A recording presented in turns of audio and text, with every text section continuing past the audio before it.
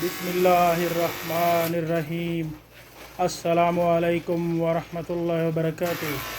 दोस्तों, आज मैं आपसे एक वीडियो शेयर कर रहा हूँ जिसमें जो है high pressure car washing gun के ज़रिए एसी की जो है क्लीनिंग कर रहे हैं। ठीक है दोस्तों, ये आप वीडियो देखें कैसे जो है जो इसको एसी मैकेनिक जो है विंडो एसी को और जो है दूसरा स्प्लिट एसी आप कैसे क्लीन कर सकते हैं। ठीक है दोस्तों, इंडोर यूनिट और आउटडोर यूनिट को इस वीडियो में जो है इंडोर यूनिट को जो है क्लीनिंग करना बता रहे हैं। ठीक है, तो आप देखें एक जो है कार वॉशिंग गन के ज़रिए आप किस तरह एसी की जो है क्लीनिंग सर्विस कर सकते हैं।